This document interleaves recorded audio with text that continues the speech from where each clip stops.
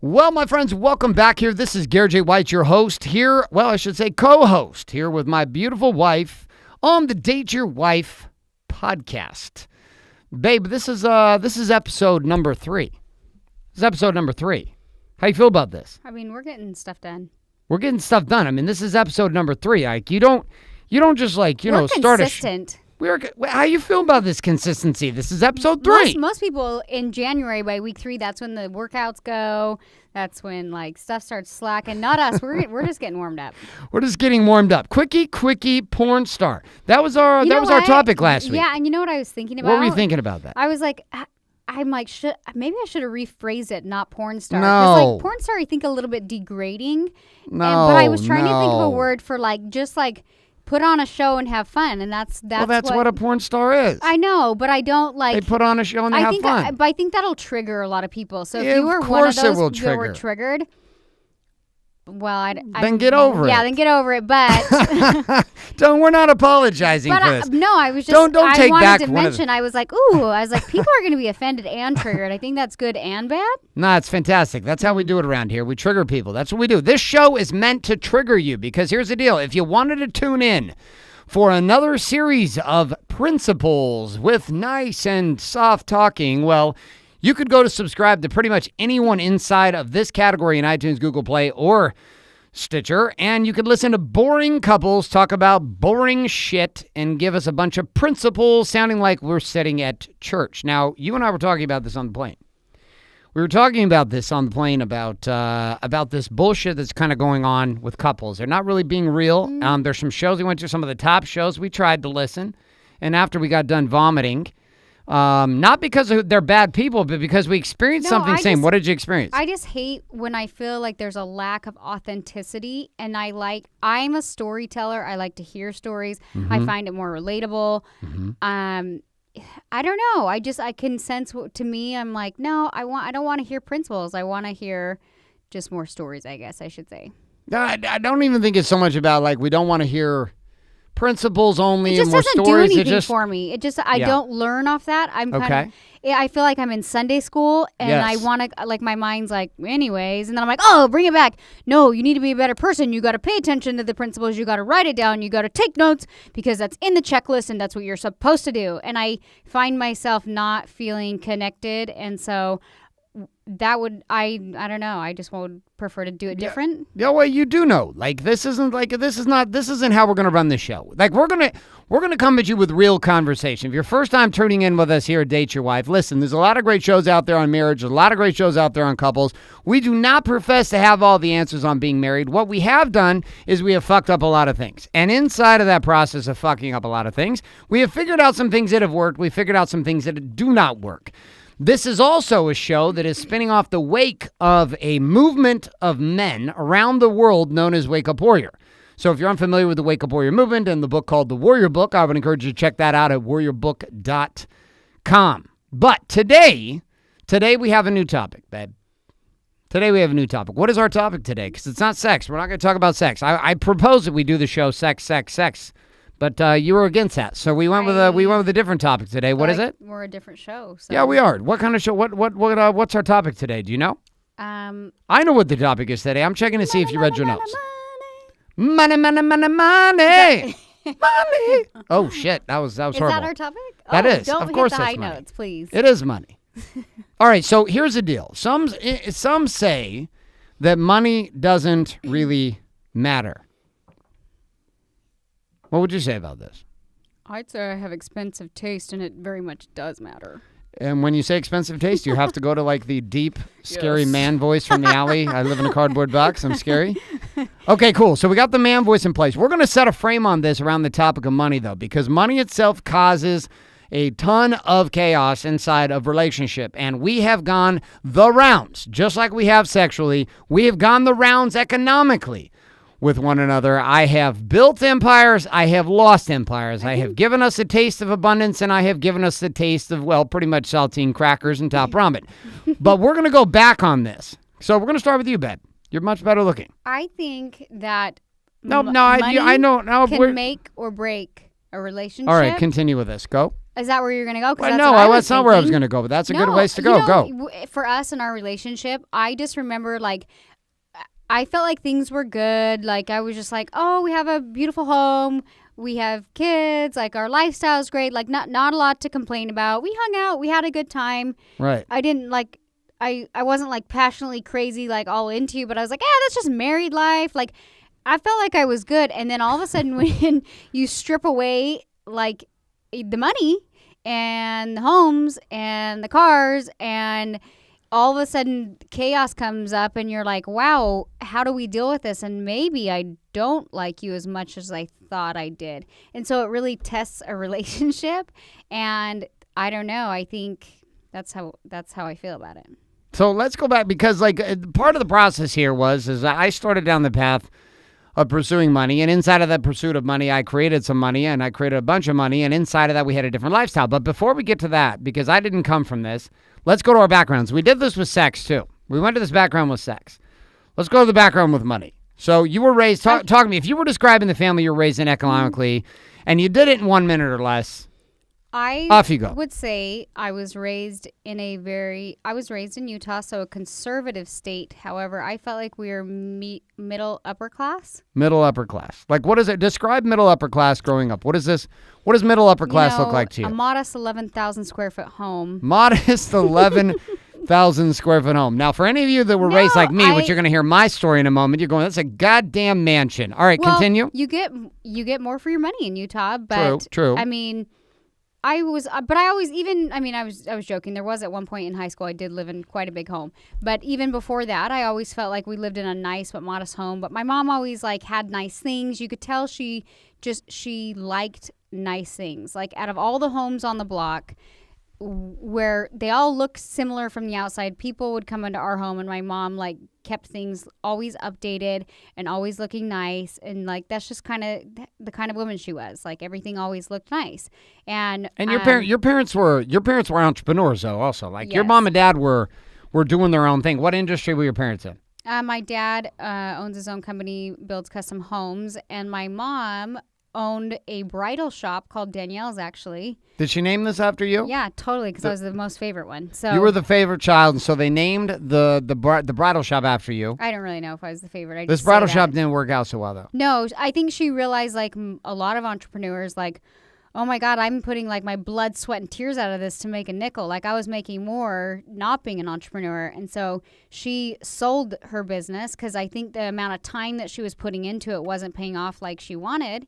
And my mom was actually a really good seamstress, and that's why she got into that business. Anyway, she went into real estate because that's when the market and everything was starting to pick up. Mm-hmm. And I think it was just she'd gotten into real estate long before. Yeah, she actually did. She's good boom. She's she good was at in selling. It for a while, yeah. And so she was real estate, and my dad was in building, and they did well together.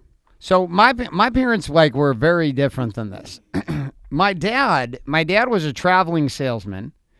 And I did not go to the same school growing up every single year or know the kids from kindergarten, remember the school and how you used to play basketball with Bobby over in the park and you went to Sarah's birthday party. Like this shit didn't happen for me. I don't even remember the name of the schools we lived in or we went to. We moved that often. Like every year and a half, my dad was from a military family and we didn't have much. My dad, bless his heart, I mean, huge kudos to my father for hustling his ass off. My dad was gone all the time.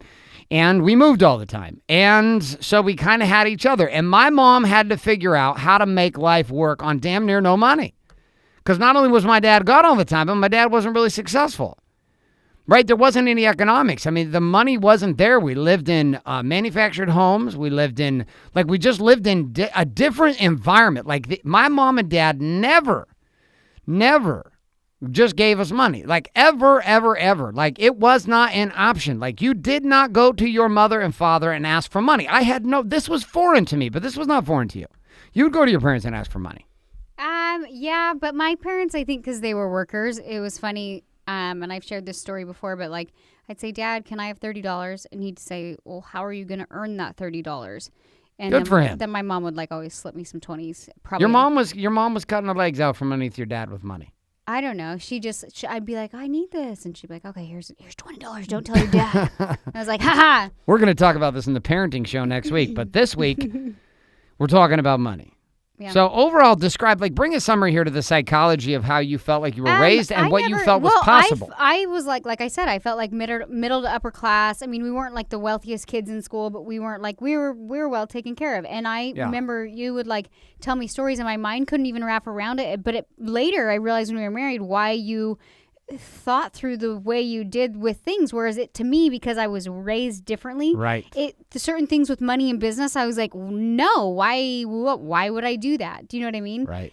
And I think you always like tell me the story of how you were raised, and you were like, we just ate cornbread because it was a nickel, and my mom could make a lot, and we were always really hungry, and that's what we did. And I'm like, oh, that was not my experience. Like my mom always came across to me if. Like she always worked. Like she kind of, so I think she had a little bit of maybe disposable income. I don't really know, but I never grew up feeling like in want of things, but I wasn't like overly showered with whatever I wanted as well. I was raised to feel that you could get whatever you wanted in life if you were willing to work, but no one was going to save you, which means and I didn't have it on. My mother stayed home to take care of the kids. She did fantastic, full-time fucking job there, and babysitting my dad basically. And my dad wasn't there. I hardly remember my father being around. My mom raised us, man. She was like the mom and the dad. She was both, and she had to learn how to deal with the fact we didn't have that much money. So one of the things we got to experience was powdered milk. Did you ever do the powdered milk? I didn't even know what powdered milk was. You experienced powdered milk. You experienced powdered milk probably the night that we went to Walmart for Christmas shopping on the hay bales in the back of the goddamn pickup truck. The next morning, I went to pour a bowl of cereal, and your mom was like, honey, there's milk in the fridge. I was like, there's some green shit in there. No, this we wasn't food colored it. Yeah, it was St. Patrick's Day. Yeah, it was St. Patrick's Day, and I was like, oh, that's gone bad. It's severely green. And she was like, oh, no, we food colored it. And I was like, fucking Irish. Yes, we're Irish. That's what happens when you're Irish. I just had never heard of powdered milk, and I was like, what do you mean, like powdered? Like, tell me more. Yeah, literally, like, powdered milk was what we were raised. My mom made bread, cornbread, and powdered milk. Now, here's the deal. I never went for hunger. I never went for not having a roof over my head. So it's not like, I'm not saying, like, we lived in dire straits. I didn't live in a van down by the river. My mom hustled to take care of us. I never went for want. I just didn't know I could want anything more than I had. So when I married Danielle, shock to my amaze here, being a married man, I was like, what the hell is this shit?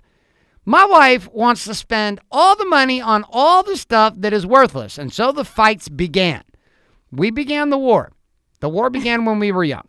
The war began in our first apartment, and I was like, I remember... Our dog's literally sitting at the door whining at us. Keep talking. I'm going to let our dog in. We're in our podcast studio. If you're not watching this, we're in a podcast studio in my office. My wife brought the dog from the salon. She's our mascot. Her name is Chloe. She's 14. She is a sweetheart. And I take her to work with me because we used to have two dogs. We had a pit bull and a weenie dog, and the pit bull was hard for me to manage. So I actually gave my pit bull to my assistant who loves... Oh, geez. Drush, Chloe. If you're watching this on the video, you can see Chloe. Hi. She's crazy. Anyway, so I take her to work, and then I sometimes bring her with me to the podcast studio. Okay, so we have her in a podcast studio. Now let's move off the topic of the dog because the whining has stopped. Okay. So money became an interesting game for us. Yes. Like, I didn't even know how to talk about it. I thought Danielle was literally a psychopath. I thought she was a greedy. I thought she was selfish. I thought she was entitled. I thought she was a spender. Yes, because I was like, how is it possible that this woman wants to spend our money on all this shit? I want to experience life. Well, exactly. But see, I was raised in a world where you save Persevere. money, but you make money, and very few people I knew ever made money. So if you made money, you were already a champion. And then inside of that, like, no one had ever taught me to invest. No one had ever taught me to save. The only thing I knew was make some money and spend my money, but I would only spend money on business. I would struggle to spend money on you. You still are a little bit like that. And I still have symptoms. It's like a recovering, crackhead. All of us have selective cheapness. Okay, talk about this select cheap bastard thing and how it caused us, because you're a cheap bastard. No, yes. I am a smart bastard. That's a zero way of reframing this whole idea of not being, a cheap bastard. Where are you a cheap bastard? Be honest. Sometimes with my business, like I'll find myself cutting, or I do hair, so I find myself cutting or doing stuff with like the shittiest tools, but I'm like really into what I'm doing, and I'm kind of like, I don't need the expensive things. But then I experience, like, I'll buy nice blow dryers, like the Dyson dryers are favorite, things like that. And then I'm like, oh my God, how did I go on without this dryer? And so sometimes I'm getting better at that. I used to not want to like invest in my business at all. But I will say the reason I didn't invest in my business is because I always looked at it as more of a hobby. And then the minute my perspective changed, where I decided like, no, this is a business, I looked at it as like, we need better stuff. We need better equipment. We need this. But I still like try to be somewhat logical and maybe cheap about it. Cheap bastardish. Is that what are you the biggest cheap bastard? Don't make this a business talk. This is not a business talk right now. We're talking about money and marriage, not money and how do I grow my bottom line. No, but I had to explain why like my perspective changed with money as far as that. But I would say money is... Chloe's breath smells like complete horse's ass. She's sitting in here panting. I can't tell if it's like a smell of like... rottenness, like across the board. Put her on the floor. Okay, she needs to go on. Come here. She might whine. Go on the floor. You can't come to the podcast anymore. You're banned from the podcast studio, you stinky mouth duck. All right. So let's come back on this, though, because we did not, like, you and I did not see the world at all the same financially. And this caused the problem. Sex was our first issue. Our second issue was money. I had a very difficult time spending money on things that I thought were bullshit. You had a very difficult time spending money on things that you thought were bullshit. Let's give an example, shall we? Okay. You give one example. I will give one example where you're a cheap bastard. You give one example where I'm a cheap bastard and how we went to war on this. You say what you're cheap bastard. Nope, I'm going to say it about you. You didn't say what you thought you were. Nope, I want to say it about you. Oh, and then you can pick one about me. Okay. Fair enough? You got yours in your mind? So many. So where do we start? All right, well, I'm going to give an example, okay? So here goes cheap bastard. So I have a new office in Laguna Beach, California. The sun comes in through these windows like crazy. It gets hot in the office. So I invest around $3,000 in blinds, special blinds to go inside of all the windows. Danielle breaks my balls over these blinds, for weeks, and then would walk into the office and break my balls about, again, spending money on the blinds. But at the same time, would travel to Newport to the mall. So there you go. There's your cheap bastard. You don't buy shit that is necessary for business. It's always on me to make those moves. Now that you threw me under the bus, that's what I said. I'm just going to say. Now throw me under the bus. I'm just going to say with that story, that was your first office. Okay. And honestly, you hadn't committed to any kind of space for more than like a half a second. And so it wasn't the cheapness. It was like a commitment thing. I'm like, geez, he's going to spend like $5,000 on these fucking blinds. And then in 2 months, he's going to be like, the team's expanding. And I'm going to be like, good thing you just put in those $5,000 blinds. Like, I never knew with you. Because like now you're a little more, I would say like with business, you're a little more calculated. Like, okay. You used to not be like that. So sure. I think I would get nervous. Like when I was like, why are you spending that money? Do you even know if this is going to work out? Is this warrior thing going to pan out? Right. Why buy blinds if you're going to, that's kind of what I thought about it. But. Okay. So you didn't throw me under the bus yet. Oh. You just made a comment about my blinds. Okay. So. I'm waiting for the story. Are you stretching right now? Are you stretching, getting ready for this?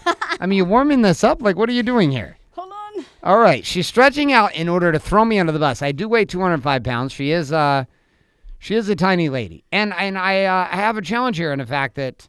Okay, I'm ready. Okay, it's charging right now. Okay, good. I thought the laptop was about to go down. You don't like to spend money. On what? Go for it. Life.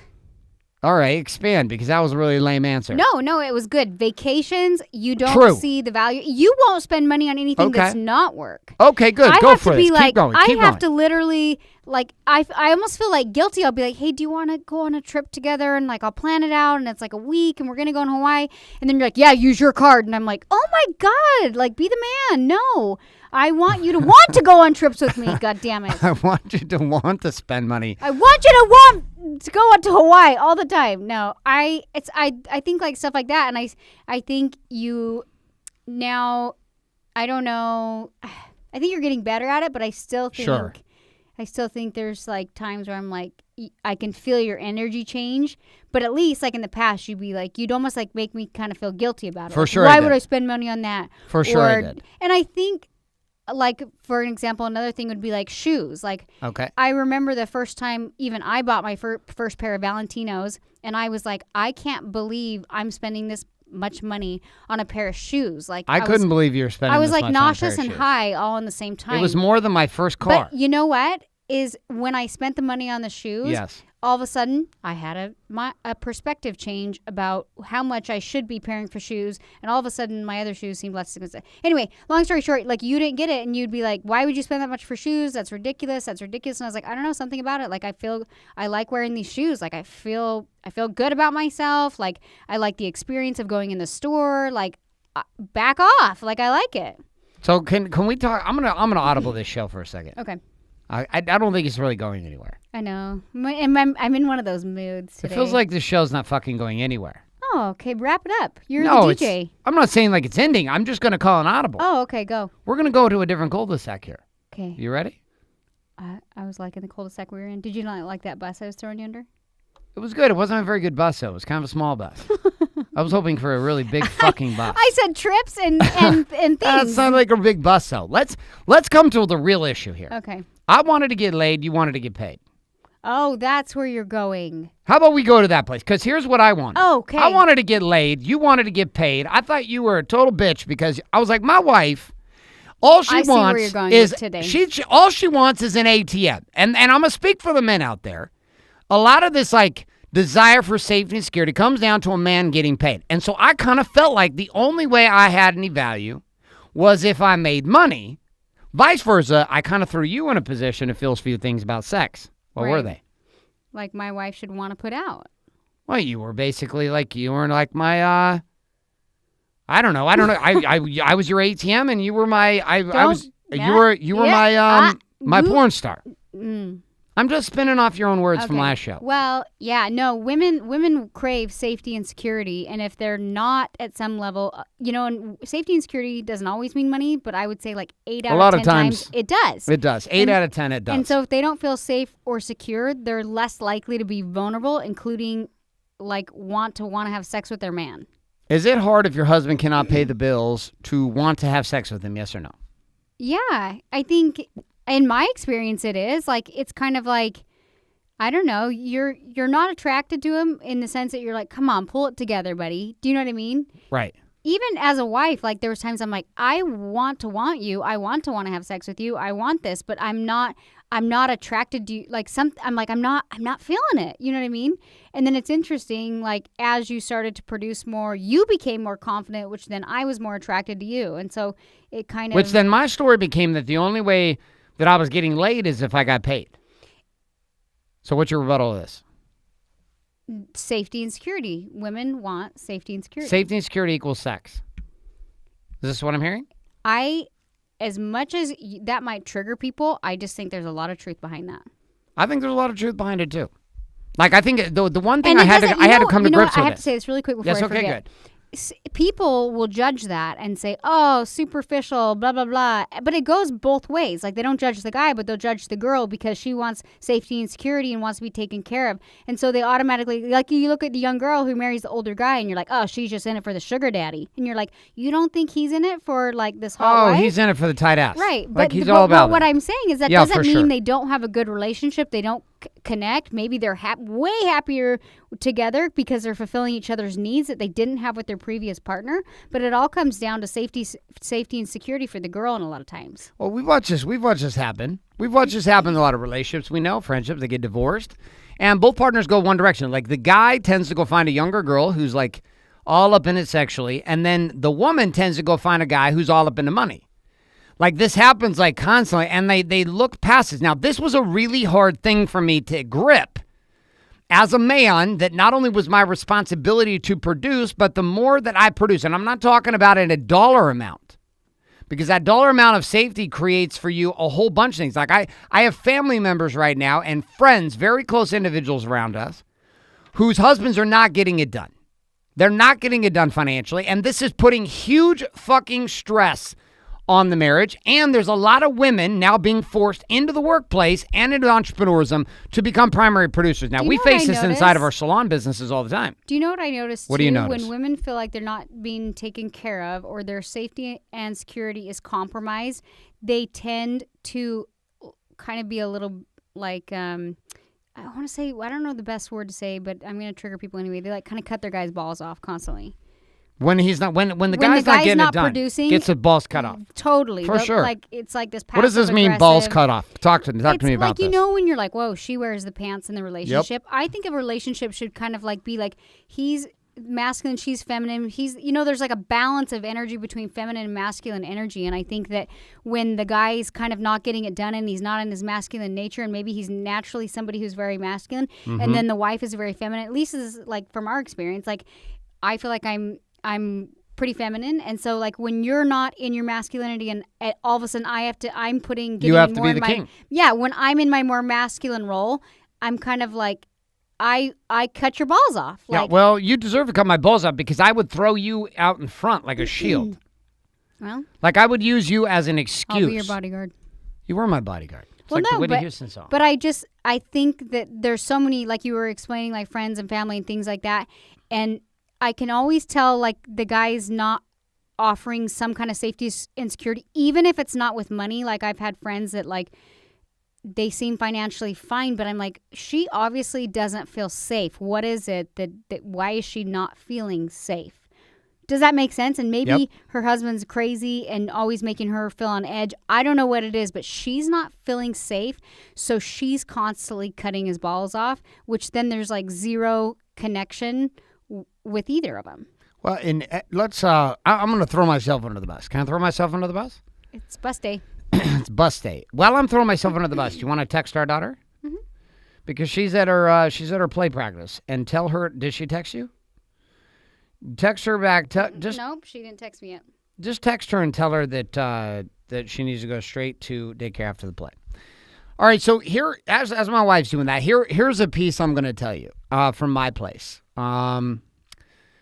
I have this really twisted story with money, and my story with money was demonstrated by my behaviors.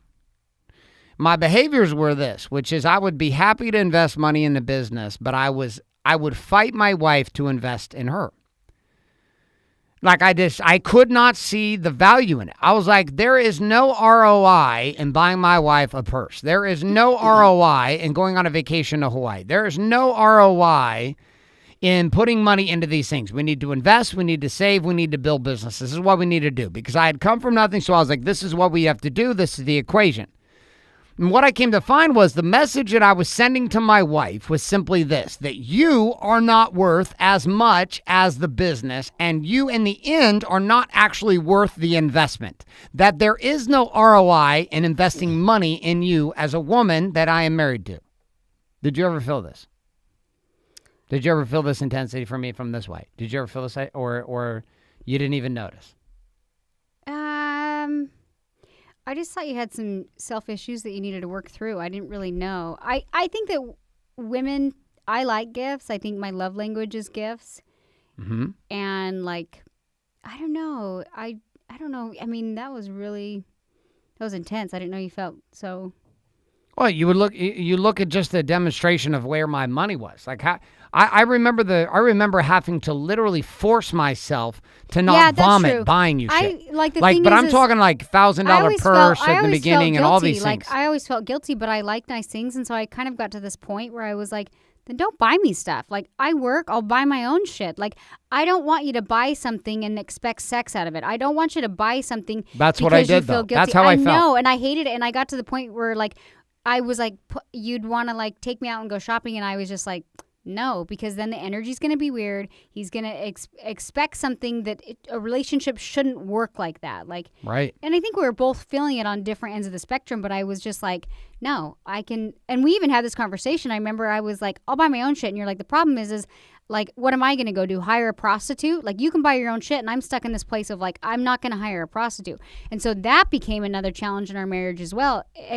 Because of like what we face, like I always felt guilty when you'd buy stuff, so I didn't want you to buy me stuff anymore because it was weird. Well, and we were sitting in this battle. I wanted I wanted to feel more wanted sexually, and you wanted to be taken care of more and treated like you mattered, and me to demonstrate it with my money. Switch it? Well, let's tell them what we tried that didn't work. Oh, didn't work. Let's at do all. it.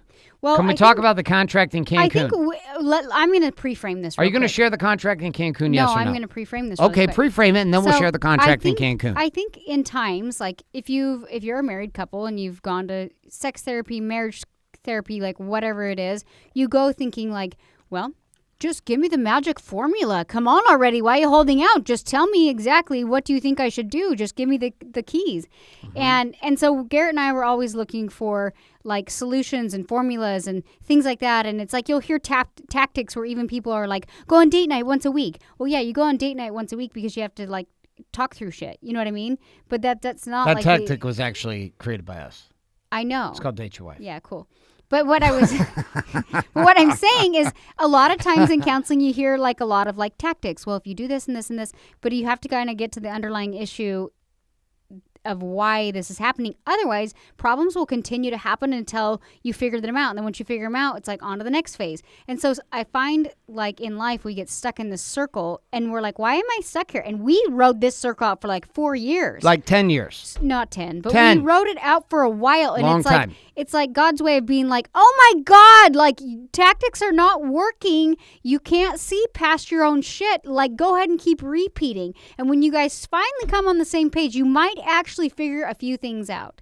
So I got fired up, but I don't remember specifically. Well, let me tell you what happened. Oh, so that's like the Cancun. Are you ready to tell the Cancun experiment? Yeah, I'm going to tell because I feel like you're going to. No, the Cancun experiment. All right, I set the pre-frame for it. You talk about it. No, I better tell it. You don't tell the story very well. I'm going to tell it. All right, well, we're laying in Cancun, and I look over, and she has an amazing left ass cheek that I've yet to be able to actually connect with much while we've been in Cancun. And I create this proposal. We had just watched 50 Shades of Grey. In Cancun? Yes, we were in Cancun. We're laying on a beach in Cancun, right by the little hut. You're lying there, ass cheeks hanging out with the swimsuit. I'm thinking, shit, I want to get laid.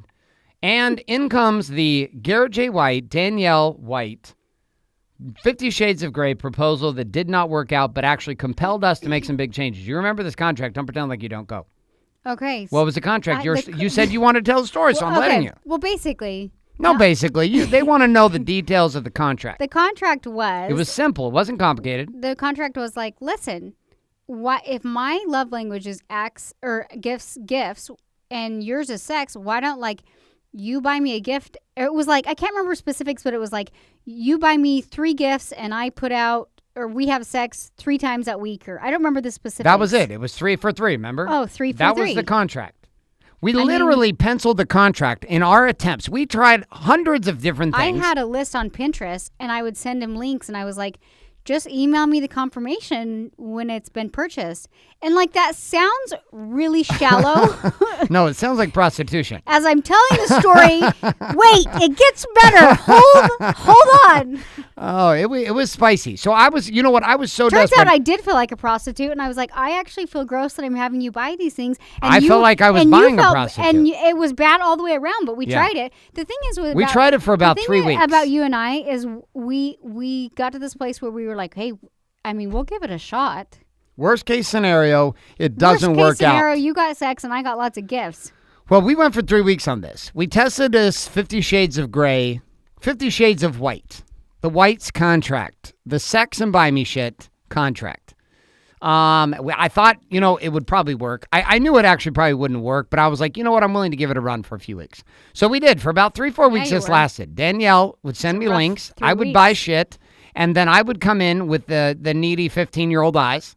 And I would be like, okay, I just bought you shit. Now it's time to get laid. And I remember sitting there one night after like 2 weeks or something into this contract. And you were not exactly excited about the sex. I mean, it was like what I call vaginal masturbation. You've heard me say this before? I was like, let's do it. You're not even up on the microphone. We can't even hear you. Yes. You've heard me say this before, vaginal masturbation. Yeah, but I don't, like I said with my theory last week, that's not a problem. You just have to make sure 1 out of 3. I got it. Okay, so it was like, but it wasn't even like quickie because you were kind of energetically resistant to the fact that you were having sex because I'd bought you shit. Yeah, it was hard to get into it. I was just like, eh. It was tough. So we're dealing with these two things. I was like on my phone. I was like, hold on, babe. Just keep going. I got this email. Oh, shit. I'm almost done. How are you doing, though? Are you doing okay? Are you done? How many more seconds? Can you give me a bad. Timeline? Oh, it was bad. So, like, this contract did not work out. Needless to say. We shredded the contract as yet another one of our failed attempts at trying to connect. And what we ended up finding at the end of the day was we had two problems. One problem Danielle learned to solve inside of a world we discussed last week's show. We talked about how both of us had to shift in the topic of sex. I had to change my story and stop acting like a victim. Danielle had to change her story and start being willing to connect and let down and submit to the game. So those two things had to happen. This week inside of money, the same thing had to happen. I had to stop buying and investing in her and our family with the catch-22 that this is going to get me laid. Like, I had to actually invest because I wanted to invest in my wife, because I wanted my wife to be happy. I had to start looking at money as the tool, not as the asset, and that my marriage was the asset and my wife was the asset. And as I started to make that change, that story shift in my mind, that everything I do from cleaning the house to making money is not about getting laid. That at the deeper level, like, I actually want my wife to know that she matters to me. And one of the ways I can show her that she matters is what I do with my money. What would you add to this? Is Bailey calling? You're calling Bailey. Yes, sorry. Is she answering? She's not answering. She's in the restroom. She's in the restroom. Okay. Anyway. She's at school, though, still. I know. Does she text back? Yes? Keep it going for 1 second. All right, I'm going to keep it going. Okay, so we're going to come back over here. So this was the big shift for me, was being able to see that money itself was like we would leverage money against, I would leverage money against Danielle the same way I felt like she was leveraging sex against me. I was like, this woman can hold all the cards with sex. Well, you know what? I'm going to hold all the cards with money. And so I would use money manipulate the same way she was using sex to manipulate. And there we were, two manipulators manipulating the shit out of each other. Obviously culminating with arguably one of the worst marriage contracts of all time. The 50 Shades of Grey, 3 for 3 strategy. 3 times a week I buy you shit. 3 times a week we have sex. Which lasted about 2-3 weeks. And then we spun off into a bunch of other chaos, which led us to therapy, which led us to a whole bunch of great conversations, which led us to more work, which led us to bigger breakthroughs. But my change had to come in the way I looked at money. I had to actually see my family as more valuable of an investment than just my business.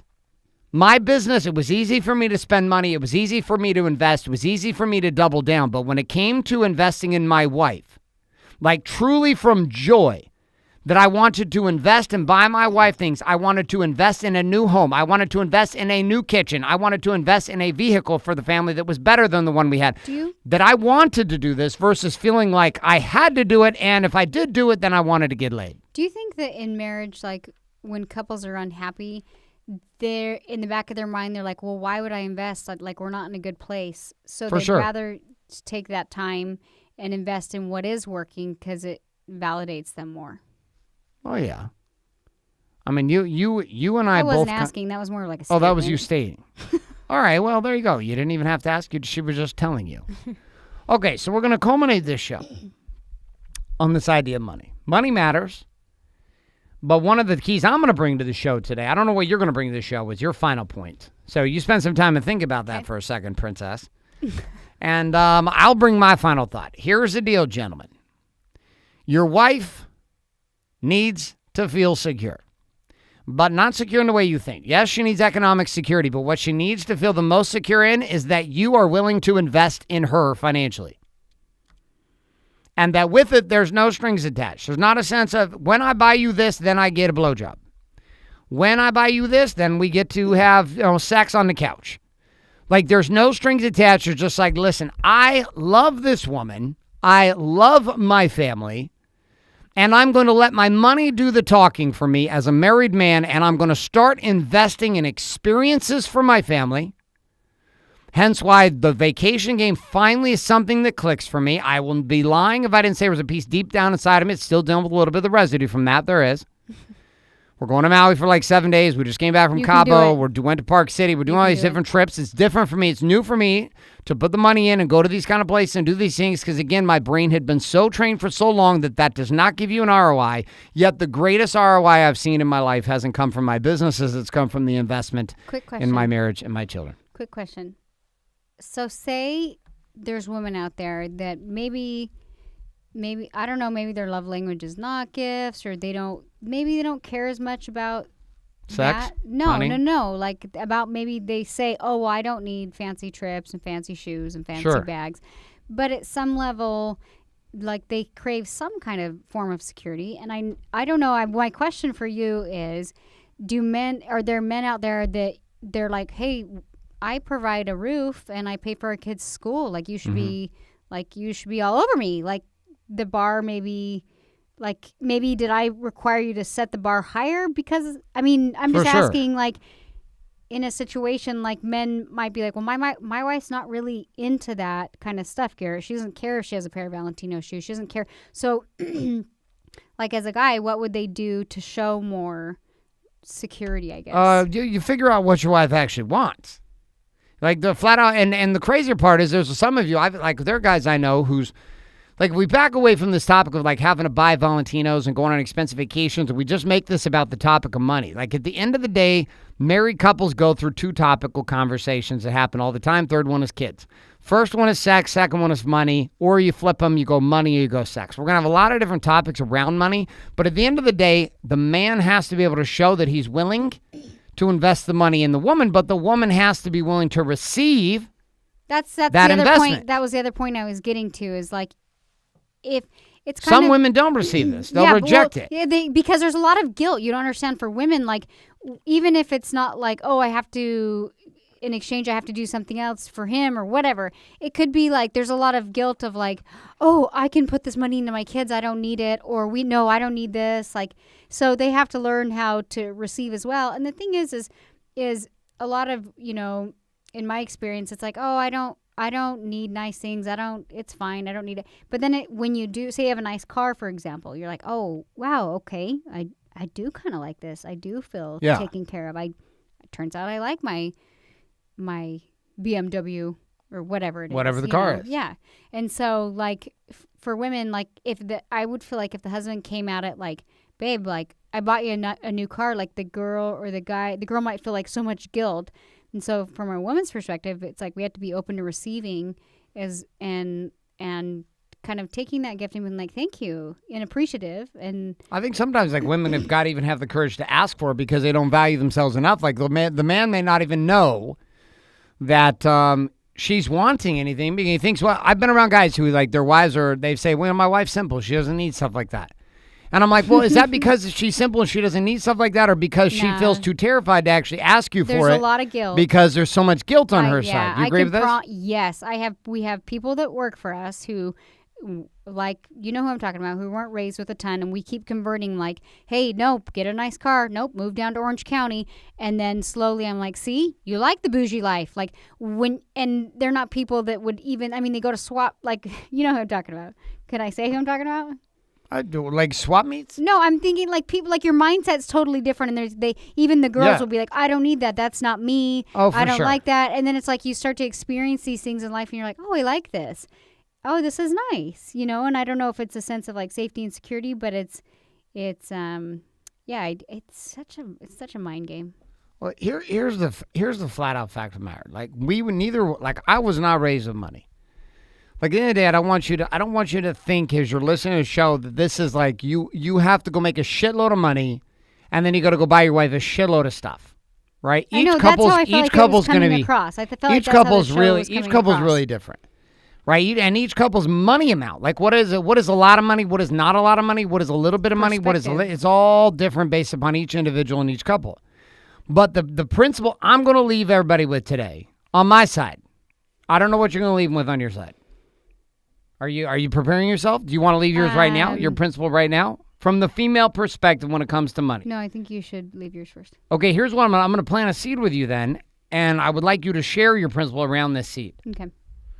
How can a woman powerfully support and or invest emotionally in her husband to actually encourage him to become a bigger producer? Like, I wanted to hunt for you, and I wanted to bring home the bacon. I've never met a man that doesn't. Yeah. But how can a woman go about supporting a man, even if she's a producer, to support her man to be the king, to go produce bigger? Well, the only thing I could leave you with, and the only example is, for me, I could hold my own and I could produce, but I didn't want to. I still wanted to be like taken care of. Like, I still wanted to be the woman, and I wanted you to be the man. Do you know what I mean? That's what I wanted. I knew I connected better with you. I knew that even though, like I said, I could hold my own, that's kind of what I wanted with you. What was the question specifically? I had like an ADD moment. You did have an ADD moment. This was, what can a woman do, married to her husband, to encourage him to expand his production? I would always tell Garrett, like, you kind of have to. Daughter's calling. Hold on. Keep going. You have to hold yourself to a higher standard. Like, we went through this phase where Garrett was not producing at all, and then I would feel guilty for like expecting more out of him, and he'd be like, why are you not happy with who I am and where I'm at? And I'm like, it's not that I'm not happy with who you are. I know you're capable of more, and I felt like I would always kind of hold him to a higher standard, and a lot of times it probably triggered the crap out of him.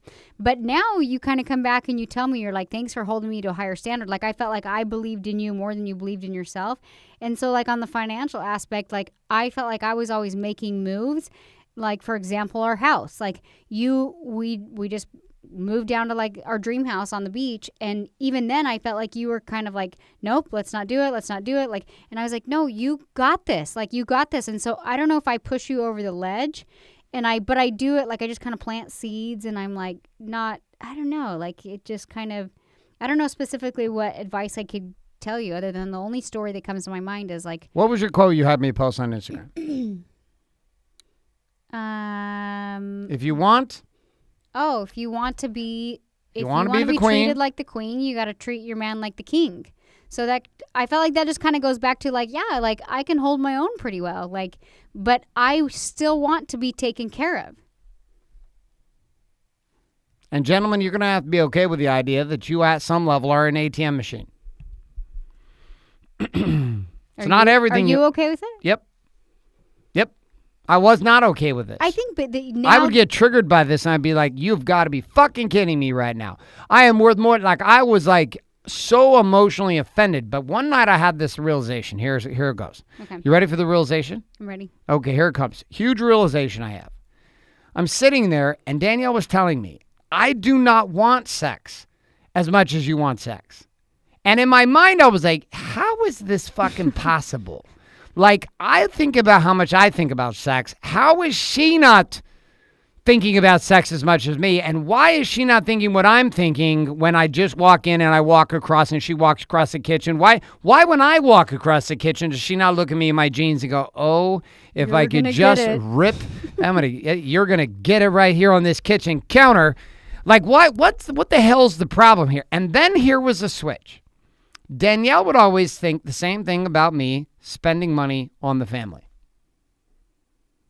Like, it's not like I was putting my family out on the street, and we always had a good life. But I was like, never, like, if Danielle wanted to redo the kitchen, I was like, I would make it hell for her. If she wanted to go on a family vacation, I made it hell for her. Like, but I couldn't understand. Let me share my realization. Okay. Unless you're going to lose this moment. I just had this moment. All right, go, because you're going to lose this moment. Because it's like, I could pay to redo my own kitchen, but I wanted him to be the man. And so I was like, gosh, damn it. Like, I want you to pay for the kitchen and, like, enjoy it. And then, like, you wanted me to want it. Yeah. And I wanted you to want to get naked a lot. And you weren't wanting it, and I wasn't wanting to spend lots of money on shit I couldn't see any value in. When we accepted this, we actually figured out how to surrender on both levels and create balance where we're like, hey you. Hey, and there was moments, there became moments. It was always when you weren't noticing. It was when you weren't watching. When you'd want to give it to me? No, like, you do this thing when you walk in the kitchen, you're like, hey, babe, you thinking what I'm thinking? I'm like, I'm not. No. And now that you phrase it like that, no. But there are times, I will tell you this. I was trying to give you a compliment. You messed it up. Okay, go. There's times where, like, you don't notice I'm watching. I'm like, oh, he's cute. Cute or, like, sexy? Yeah, like, sexy cute. Like, you want to rip my shirt off? Kind of. but like that wasn't there before. Do you know what I mean? Right. Like I didn't have those like sparks anymore. Like I had lost that, and I was like, we have those sparks a lot now. Yeah, and now I feel like it's kind of come back. I'm like, oh, and it's because we both surrendered and invested in each other. I think that's it. Thanks for coming, and we'll see you guys next time. So there we go. We finally got to a point here. Yeah. It took us 49 minutes to get to a fucking point, but we got here. And I'm going to leave my final point.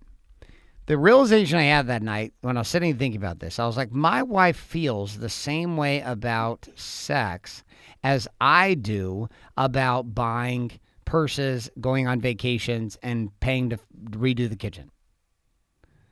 Like the same resistance I'm demonstrating as a man when it comes to investing money in my wife and my children is the same kind of resistance that she was demonstrating inside of sexuality with me. And I had this weird idea one night. I was like, what if I stopped trying to get her to want to have sex with me, want me? What if I just learned to want to go on vacations, to want to take my wife shopping, to want to invest in my wife in things that she thought were nice that I didn't give a shit about? Like, I was a guy that was absolutely okay. Now, things have changed recently over the last year or so, and I definitely leveled up my clothing game. But nonetheless, inside of that, like, it took years to get to that point for me. And that was not the case for me in the beginning. And I had a very difficult time, but the shift was in me. So I want you to see this. I got laid more, and I got paid more by changing my story inside myself, which was this. If I want my wife to change, or I want things to be different for us as a couple, this demands change with me. And the final thought I'm going to leave with you today from my side, and then Danielle gets to leave her final thought, is this. Gentlemen, you must demonstrate with your money that your marriage matters.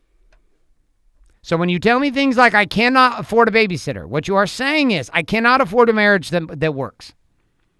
We cannot go on a date night, Garrett, because I do not have the money to do this. Now listen, if you were a man who knew that your marriage was on the line, I can fucking promise you that you will find a way to get a babysitter. You will find a way to get someone to watch those children. You will find a way to get things coordinated so that you and your wife can spend time together.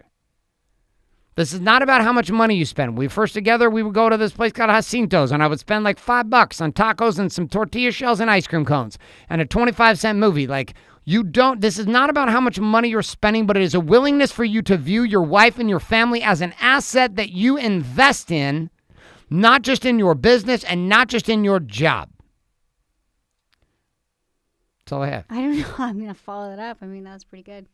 Well, what do you got? You always add something amazing from your perspective for the ladies. Give it to the ladies. My perspective from the ladies is own your part. Like, I think a lot of women, and probably men too, like I feel like you just kind of slammed into the men a little bit. All right, so slam into the women. The men right now are waiting for you to slam into the women. I just feel like Quickie Porn Star. Women need to kind of let go of the guilt a little bit, and they need to. So if they're a woman that doesn't receive the investment from their husband, what would you recommend to that woman? There was a place in our marriage when we didn't have a ton of money, and we started investing in like doing babysitters and things like that, and you would buy me gifts, and I was just like, you felt guilty. I felt guilty, and I see a lot of women do that. Even like women will come get their hair done, and they're like, but don't tell my husband. I'm like, oh, I'm like, I don't even know what to say, where I'm kind of like feeling like, no, he should like invest in you, and that the guy should like let go and do that. But at the same time, like, why are you feeling like you need to hide that? I got to this place where I had to look at myself, and I'm like, okay, if I'm feeling this way, if I have to hide this money that I'm spending for my husband or whatever it is, or I'm feeling guilty, how am I showing up, and what could I do? And I started to like literally just try and put myself in your shoes. And now, and I was like, you know what? It both men and women, that we kind of need to surrender what's maybe not our needs in order to actually meet our needs and change the story. And so many people, and myself included, talk about the women. Just the ladies. The ladies, we get stuck in our stories like the guy's not fulfilling me. But you're like, well, obviously you're probably not. Maybe you're not meeting his needs. So okay. It can't just be like my husband's an asshole. you have to look at it a little bit different. Because I looked at you and I was like, all he wants is sex. Like, what an asshole. And I looked at you and I thought all this woman wants is for me to make money. So all I'm saying is like, and then there's even women that are like, well, I'm like putting out every night and he's still an asshole. And I'm like, well, you can't just say, you have to take some ownership in your relationship and in where it's at. And you have to like put yourself in their shoes. Well, why is this happening? So I guess my final point in this show would be, if your guy's putting in effort and he's giving you gifts, and specifically, take the gifts, see how it feels, and then find out what is it that you could do for him that would maybe help fill his needs. And if you can do that for a bit, it's weird because you may not want to do the act of service or whatever it is your guy wants, but then because your needs are being met, it's different. All of a sudden you're like, oh, I kind of want to do this because my needs are being fulfilled. And then at first it's weird, and then you find harmony, I guess. You find harmony in meeting each other's needs. We had a fantastic vacation recently. Yeah. And it was not weird.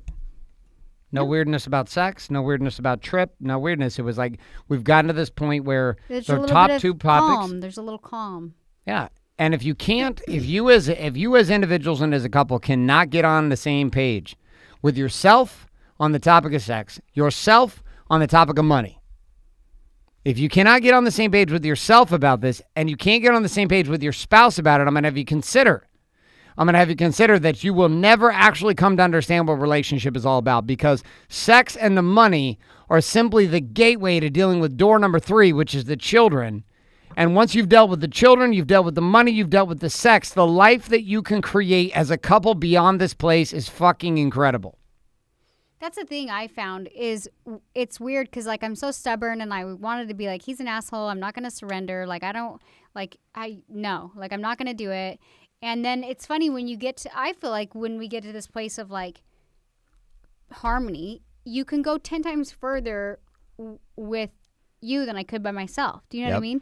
And so when I see that, I'm like, oh, like, huh. Like, I don't know. I see there's a lot of power in the couple in relationships moving forward. So that's what I got. So our topic this week for your date night, as you go out, is not going to be the topic of sex. It's going to be the topic of money. And you're going to have a conversation around where you both were raised and how you were raised with money. And you're going to get honest with each other about where you currently stand today when you guys look at your economic situation. And what improvements do you feel like can be made in you two as individuals and as a couple to make that happen? These are going to be tough conversations.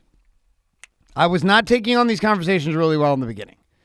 So don't be surprised if they're a little rough in the beginning, but we know you can do it. And we appreciate you being here on this show.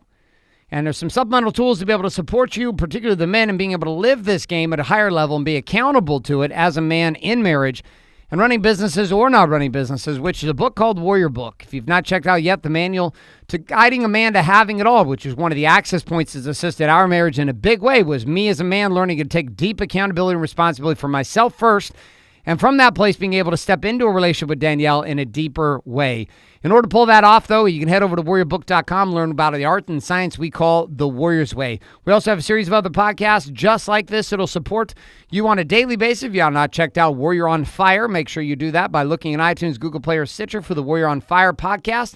As well as this show coming here every single week. We'd love for your subscription if you're not subscribed to the show, and we'd love a review in iTunes, Google Play, or Stitcher. If you have not left us a review, we are the number 2 show in podcast iTunes right now in this category when it comes to marriage, relationships, and family, and we're going to take down number 1 with your help. We're going to keep coming back. This is episode number 3, which brings a wrap. And none of your dancing has been in the video. Would you like to throw the dancing in? Throw the dancing in. Throw the dancing. Cue the dancing moves. Cue the dancing moves. I can't dance at all. But I got no. We've got no tequila today. We've got no champagne, but we do have an empty Gatorade bottle and a half-empty Gatorade bottle. Cheers. Well, cheers. Cheers to number 3. Cheers to number 2. Cheers to number 2. Heading to number 1. 3. Oh, cheers to number 3. Episode number 3. Yeah. With the Gatorade bottles. We are out of here. Hope you guys have a great week. We'll be back next week, and the topic is going to be parenting and raising crazy children. I'm certain that we're the only ones who have children who go crazy at times. I hope I don't cry next week. Next week's going to be intense because raising children can be an intense game and very emotional.